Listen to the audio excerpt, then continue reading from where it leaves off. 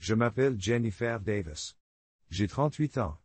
Je suis une infirmière de 38 ans originaire d'une petite ville de l'Ohio, et ce que je vais partager va changer tout ce que vous pensiez savoir sur l'époque que nous vivons. J'ai été cliniquement morte pendant 417 minutes, et pendant ce temps, Jésus m'a montré des vérités choquantes sur l'avenir que je dois partager avec vous.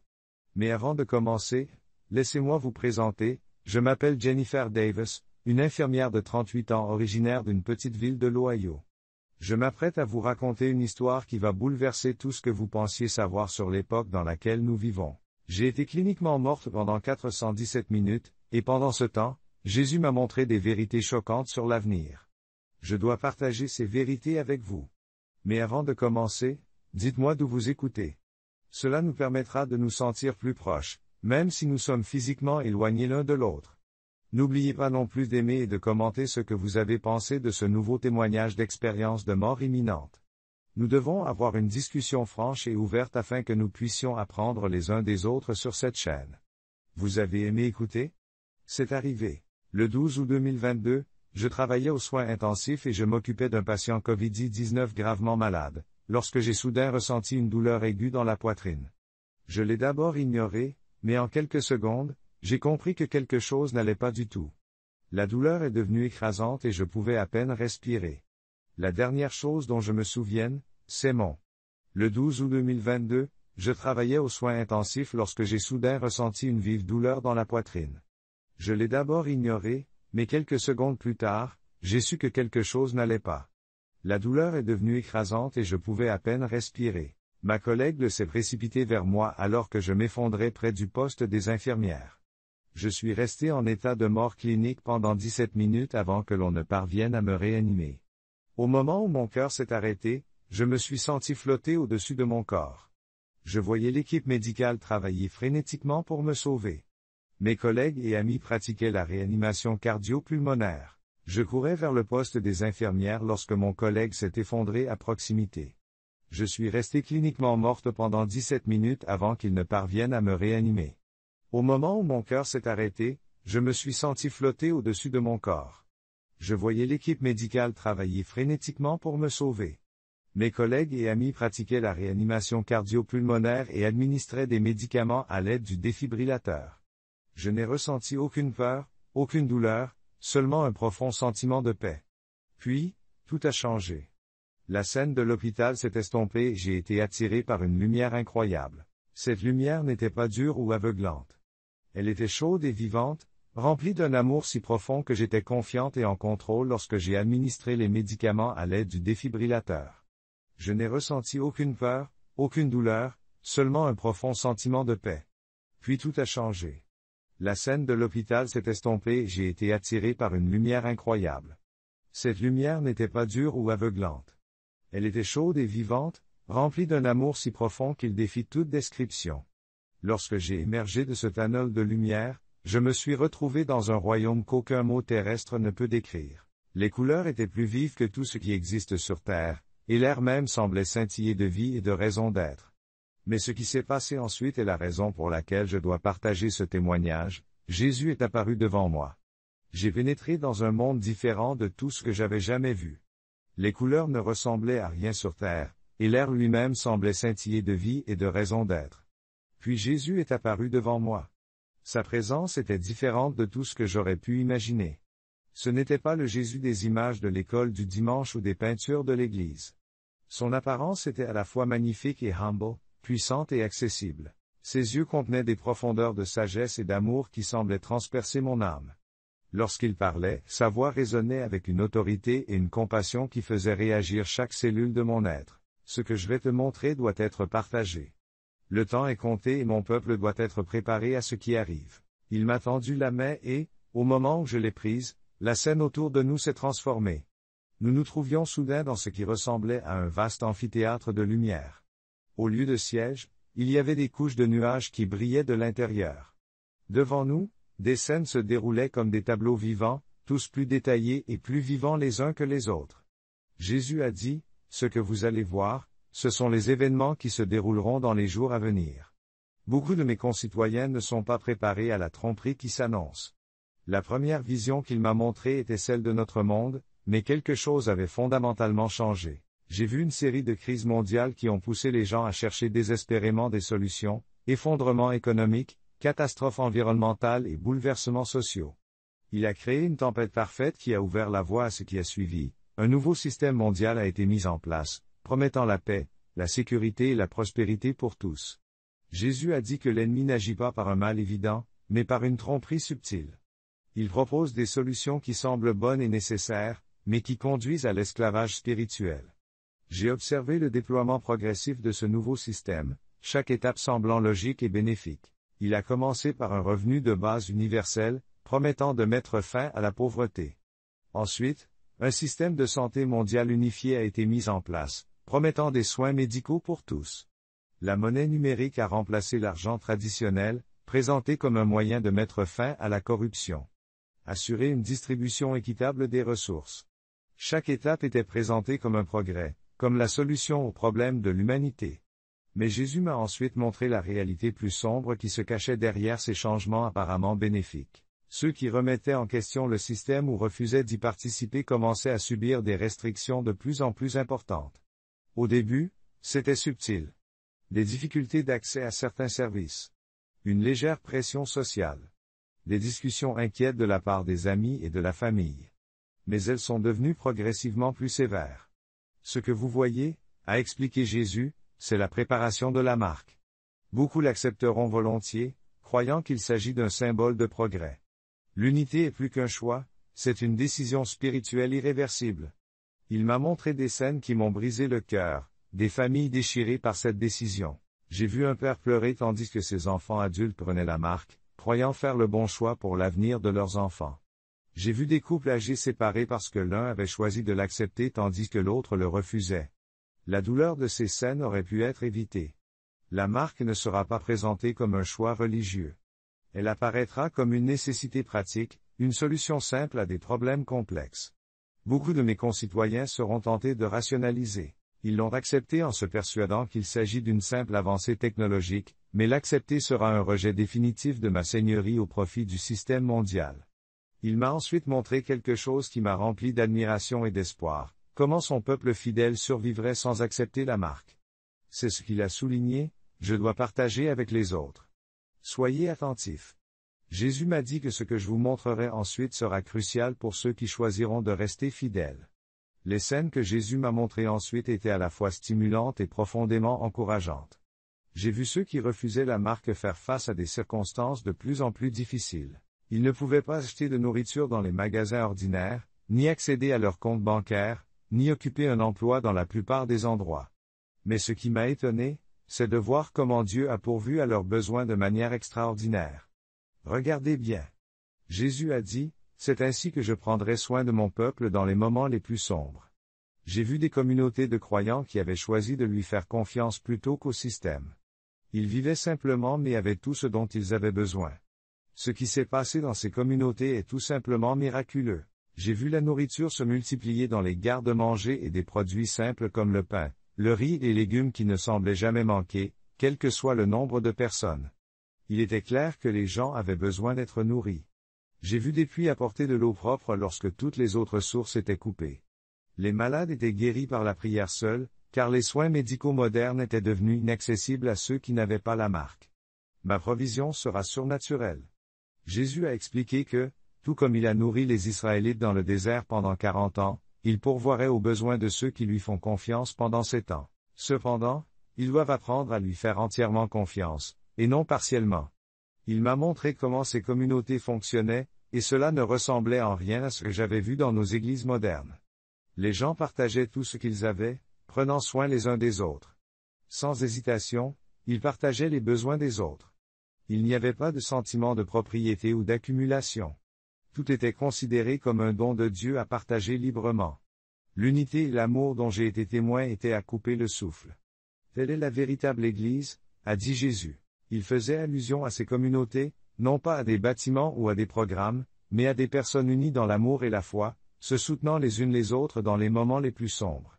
L'ennemi essaiera de détruire ces communautés par la division et la peur, mais ceux qui restent dans mon amour seront inébranlables. Ensuite, Jésus m'a montré quelque chose qu'il a souligné comme étant crucial pour la survie, le pouvoir de la prière dans ces communautés. Mais ce n'était pas le genre de prière que j'avais vu auparavant. Je connais la prière décontractée. J'ai été témoin d'une prière qui a déplacé des montagnes, d'une prière qui a créé des barrières de protection tangibles autour de ces communautés. Regardez comment il prie. Jésus précise qu'il ne s'agit pas de la prière faible et incertaine qui est devenue courante dans de nombreuses églises. Il s'agit d'une prière alimentée par une foi totale et une confiance absolue. J'ai vu des gens se rassembler en petits groupes, leur prière créant des vagues de lumière qui repoussaient les ténèbres autour d'eux.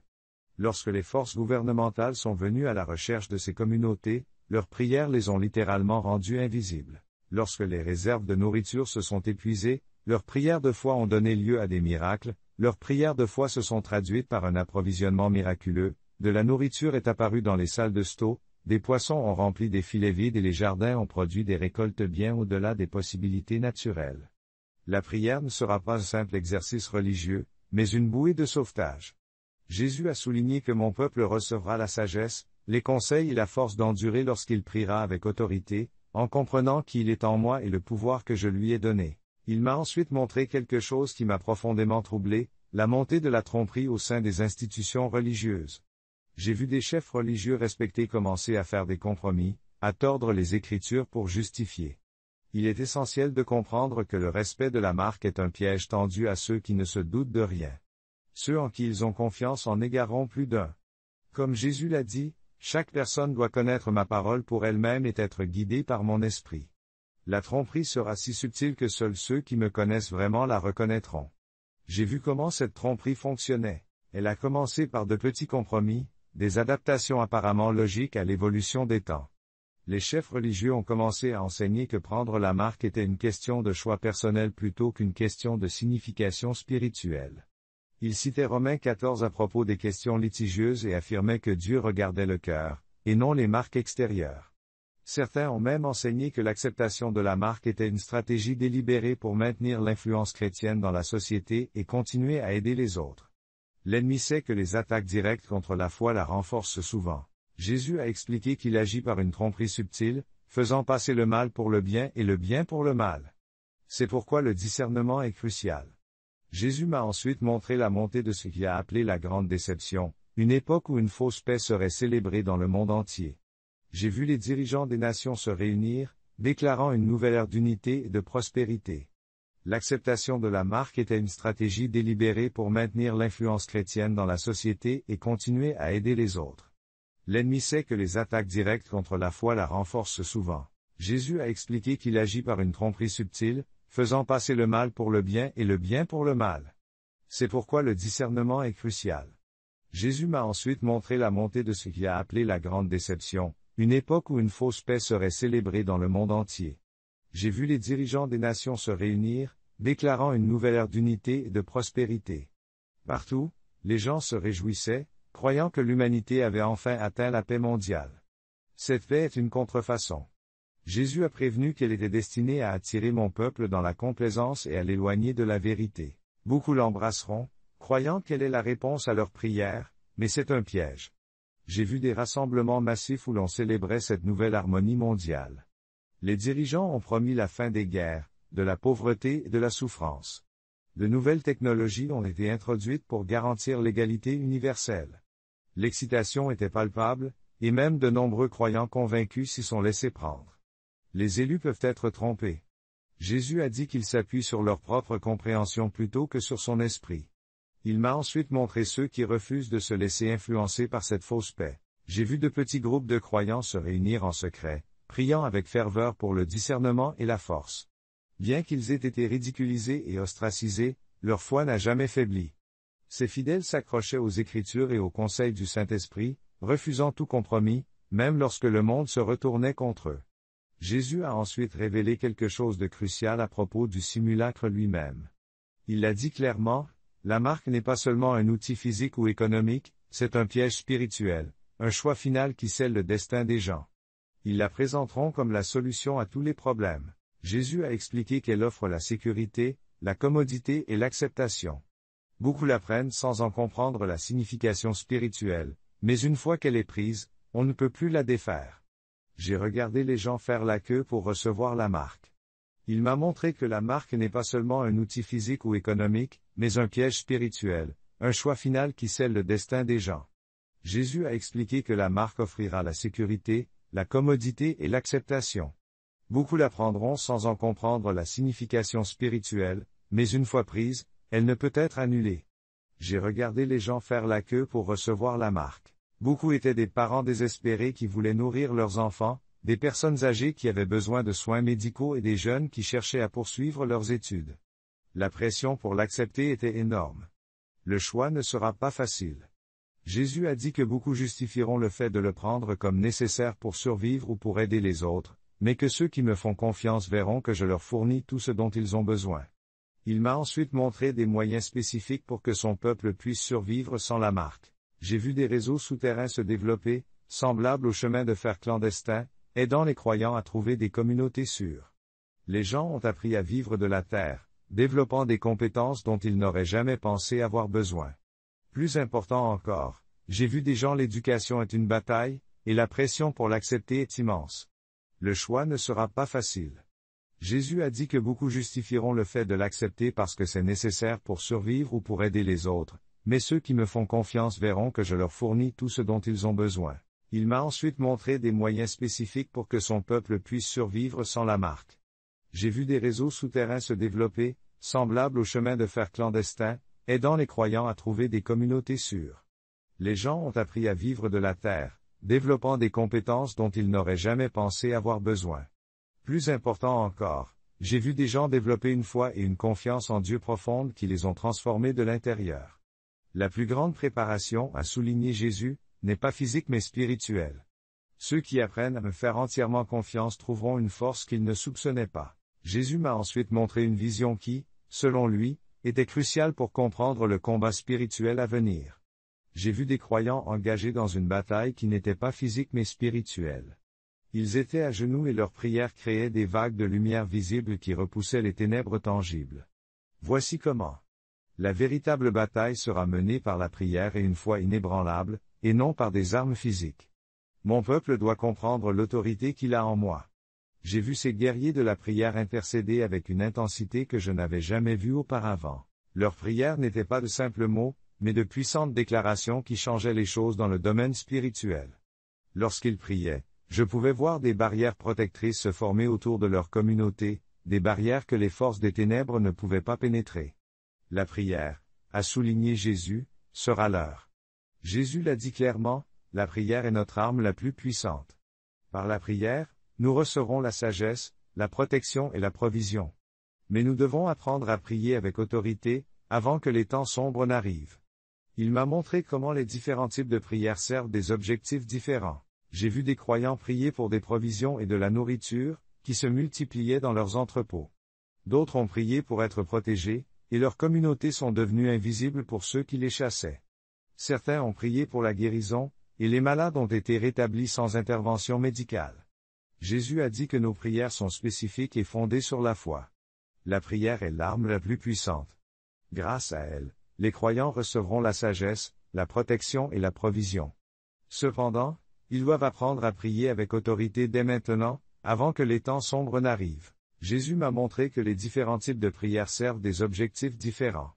J'ai vu des croyants prier pour que les provisions et la nourriture se multiplient dans leurs entrepôts. D'autres ont prié pour être protégés, et leurs communautés sont devenues invisibles pour ceux qui les chassaient. Certains ont prié pour la guérison, et les malades ont été rétablis sans intervention médicale. Jésus a dit que leurs prières étaient spécifiques et pleines de foi.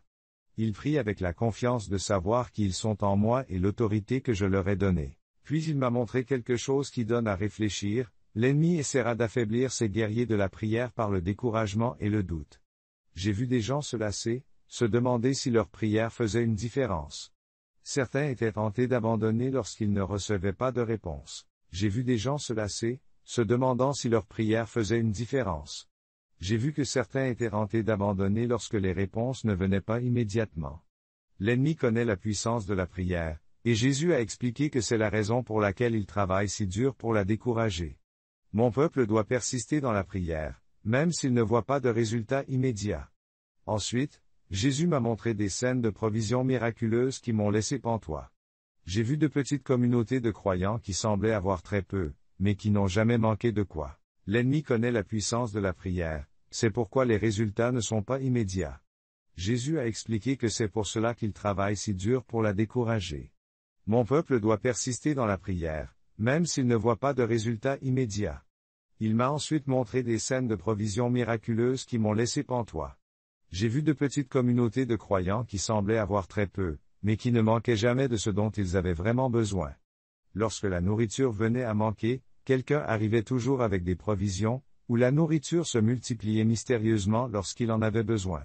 Lorsqu'il avait besoin de soins médicaux, Dieu mettait à leur disposition un agent de santé qui avait refusé la marque, ou bien la guérison survenait par la seule prière. Jésus a dit que ces miracles ne seraient pas rares, mais qu'ils seraient quotidiens. Ceux qui me font entièrement confiance verront que je subviens aux besoins de mon peuple d'une manière inattendue. J'ai vu ces communautés apprendre à faire confiance à Dieu d'une manière qui semble impossible selon les normes d'aujourd'hui. Elles n'ont pas accès aux magasins ou au marché habituel, mais elles ont toujours assez d'argent. Elles ne peuvent pas utiliser les systèmes bancaires traditionnels, mais leurs besoins sont satisfaits.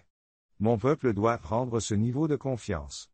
J'ai vu des communautés apprendre à faire confiance à Dieu d'une manière qui semblait impossible selon les normes d'aujourd'hui. Elles n'avaient pas accès aux magasins ou au marché habituel, mais elles avaient toujours assez d'argent. Elles ne pouvaient pas utiliser les systèmes bancaires traditionnels, mais leurs besoins étaient satisfaits. Ils n'avaient pas accès aux soins médicaux habituels, mais ils restaient en bonne santé grâce à une protection et une guérison surnaturelle. Jésus a insisté sur le fait que lorsque les systèmes du monde ne leur seraient plus accessibles, leur foi devrait déjà être suffisamment forte pour qu'ils me fassent entièrement confiance. Ensuite, Jésus m'a montré quelque chose qui m'a apporté à la fois de la joie et de la tristesse. J'ai vu comment les familles seraient affectées pendant cette période. J'ai vu des familles divisées, dont les membres faisaient des choix différents au sujet de la marque. J'ai aussi vu comment Dieu a créé de nouvelles unités familiales parmi les croyants, formant des liens plus forts que les liens du sang. Le choix que chaque personne fera au sujet de la marque révélera ce qu'elle a vraiment dans le cœur. Jésus a expliqué que certaines familles biologiques seront déchirées, mais que je créerai de nouvelles familles parmi mes fidèles. Je suis témoin de ces nouvelles unités familiales qui s'occupent les unes des autres avec un amour et un sacrifice incroyables. Elles ont accueilli des orphelins dont les parents avaient choisi la marque, et elles ont pris soin de croyants âgés qui avaient été abandonnés par leur famille biologique. L'amour qu'ils partageaient était plus profond que tous les liens familiaux que j'ai jamais vus. L'amour qu'ils partageaient était plus profond que tous les liens familiaux que j'ai jamais vus. C'est ce genre d'amour qui soutiendra mon peuple. Jésus a dit qu'on les reconnaîtra à l'amour qu'ils auront les uns pour les autres. Puis il m'a montré quelque chose qui m'a fait mal au cœur, la montée d'une grande tromperie qui mettra à l'épreuve même les croyants les plus forts. J'ai vu comment cette tromperie se manifestera par l'intermédiaire de chefs religieux respectés qui se sont compromis. Je sais pertinemment que la tromperie passera par ceux en qui ils ont confiance. C'est pourquoi chaque personne doit connaître ma parole et ma voix par elle-même. J'ai vu ces dirigeants présenter des arguments convaincants pour l'acceptation de la marque. Ils ont utilisé les Écritures hors de leur contexte et ont fait appel au désir des gens d'aider les autres. Ils ont soutenu que la marque était la chose chrétienne aimable à faire parce qu'elle permettrait aux croyants de rester dans des positions d'influence et d'aider plus de gens. J'ai vu comment cette tromperie allait en troubler plus d'un. Jésus a dit que parce que la tromperie viendrait par l'intermédiaire de ceux en qui ils ont confiance, les gens seraient troublés. Je n'avais jamais vu ce genre d'amour soutenir mon peuple auparavant. Jésus a dit qu'on les reconnaîtra à l'amour qu'ils auront les uns pour les autres. Puis il m'a montré quelque chose qui m'a fait mal au cœur, la montée d'une grande tromperie qui mettrait à l'épreuve même les croyants les plus forts. La tromperie sera si subtile, a prévenu Jésus, que seuls ceux qui le connaissent vraiment la reconnaîtront. Beaucoup seront trompés parce qu'ils comptent sur les autres pour leur dire ce qui est vrai, au lieu de le chercher directement. Puis il m'a montré quelque chose de magnifique, comment certains croyants conservaient leur foi malgré la pression écrasante qui les poussait à se conformer. J'ai vu des gens choisir de tout perdre plutôt que de compromettre leur foi. Ils ont fait face au ridicule, au rejet et à la persécution avec une paix surnaturelle qui ne pouvait venir que de Dieu. Ce sont ceux qui comprennent vraiment que leur foi est plus qu'une question de choix, c'est une question de survie. Jésus m'a montré que la vie ne nous appartient pas. Il m'a expliqué que nous avions compté le prix et choisi de le suivre, quelles qu'en soient les conséquences. Il m'a montré que ses fidèles deviendraient des phares d'espoir pour les autres. Leur paix au milieu de la tribulation, leur joie malgré la persécution et leur provision surnaturelle sont devenus de puissants témoignages qui ont attiré d'autres personnes vers la vérité. Jésus l'a dit clairement, la vie ne leur appartient pas. Ils ont compté le prix et choisi de me suivre, quelles qu'en soient les conséquences. Ils deviendront des phares d'espoir pour les autres. Leur paix au milieu de la tribulation, leur joie malgré la persécution et leur provision surnaturelle deviendront des témoignages puissants qui attireront d'autres personnes vers la vérité. La vision suivante que Jésus m'a montrée concernait l'importance de la communauté parmi les croyants. J'ai vu des petits groupes se réunir dans des maisons, des grottes et des forêts, partout où ils pouvaient se rencontrer en toute sécurité. Il ne s'agissait pas de simples services religieux tels que nous les connaissons aujourd'hui. Il s'agissait de rencontres puissantes avec Dieu qui ont transformé des vies. Jésus a dit que ces rassemblements seront cruciaux pour fortifier mon peuple. Ils trouveront encouragement, soutien et sagesse dans leur unité. J'ai vu ces communautés partager tout ce qu'elles avaient. Lorsqu'une famille recevait des provisions, elle les partageait immédiatement avec les autres. Lorsque quelqu'un était malade, toute la communauté prenait soin de lui. Lorsque quelqu'un était faible dans la foi, les autres le fortifiaient par la prière et l'encouragement. C'est à cela que ressemble une véritable Église. Jésus a expliqué qu'il ne s'agit pas de bâtiments ou de programmes, mais de personnes unies dans l'amour et la foi, qui se soutiennent les unes les autres dans les moments les plus sombres. Il m'a ensuite montré quelque chose qui m'a rempli d'espoir. Ces communautés deviendraient des centres de réveil, même au milieu de la persécution. J'ai vu des gens qui avaient d'abord pris la marque de Jésus venir à l'Église. Une véritable Église se définit par des gens unis dans l'amour et la foi, qui se soutiennent les uns les autres dans les moments les plus sombres. Jésus m'a montré que ces communautés deviendraient des centres de réveil, même au milieu de la persécution. J'ai vu des personnes qui avaient initialement pris la marque venir dans ces communautés, profondément repentantes et avertissant les autres de ne pas commettre la même erreur. Même s'ils ne pouvaient pas revenir sur leurs décisions, leurs avertissements ont évité à beaucoup d'autres de faire le même choix. Alors que le temps passé avec Jésus touchait à sa fin, il m'a montré une dernière vision, le triomphe ultime de ceux qui étaient restés fidèles. J'ai vu la joie sur leur visage lorsqu'ils ont réalisé que leur foi n'avait pas été vaine. Leur lutte terrestre semblait. À ces communautés, je lance un appel, repentez-vous, car vos actes ont des conséquences. Prévenez les autres, car leur avenir en dépend. Le temps que j'ai passé avec Jésus s'est achevé. Il m'a montré une dernière vision, le triomphe ultime des fidèles. J'ai vu la joie sur leur visage alors qu'ils réalisaient que leur foi n'avait pas été vaine. Leur lutte terrestre semblait peu de choses comparée à la gloire qu'ils recevaient. Rappelez-vous, Jésus a dit que chaque choix fait dans la foi, chaque sacrifice enduré avec confiance, a une signification éternelle. Le temps de l'épreuve sera difficile, mais il en vaudra la peine. Je me suis senti attiré vers l'arrière, sachant que mon temps dans ce royaume céleste se terminait. Seigneur, ai-je demandé rapidement, quelle est la chose la plus importante que je devrais dire aux gens? Jésus m'a regardé avec ses yeux qui semblent. Je sais que le temps est compté, mais je suis convaincu que la tromperie est déjà à l'œuvre. Ceux qui me connaissent vraiment le reconnaîtront. Je vous exhorte à renforcer votre foi et à apprendre à me faire confiance dans les petites choses afin d'être prêt à me faire confiance dans les grandes. Alors que la scène commençait à s'estomper, Jésus m'a donné un dernier message, dites à mon peuple que je suis toujours avec lui, jusqu'à la fin des temps. Ceux qui me font confiance ne seront pas déçus. Je sais que les épreuves seront difficiles, mais elles en vaudront la peine. Je me suis senti attiré vers l'arrière, sachant que mon temps dans ce royaume céleste se terminait. J'ai demandé rapidement, quelle est la chose la plus importante que je dois dire aux gens? Jésus m'a regardé avec ses yeux qui semblent contenir tout l'amour de l'univers. Il m'a dit, dites-leur que je les aime d'un amour éternel. Dites-leur que même si les temps sont sombres, je ne quitterai ni n'abandonnerai jamais ceux qui mettent leur confiance en moi. Dis-leur que ce qui vient n'est pas fait pour les effrayer, mais pour les préparer. Et surtout, dites-leur que chaque choix qu'ils font aujourd'hui les prépare au choix qu'ils auront à faire demain. Et de poursuivre, dites-leur que je les aime d'un amour infini. Dites-leur que je les aime d'un amour éternel. Je ne quitterai ni n'abandonnerai jamais ceux qui me font confiance, même si les temps sont sombres. Ce qui vient n'est pas fait pour les effrayer, mais pour les préparer.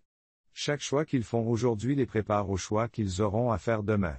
Le temps est compté, plus que beaucoup ne le pensent. La tromperie est déjà à l'œuvre, et seuls ceux qui me connaissent vraiment la reconnaîtront.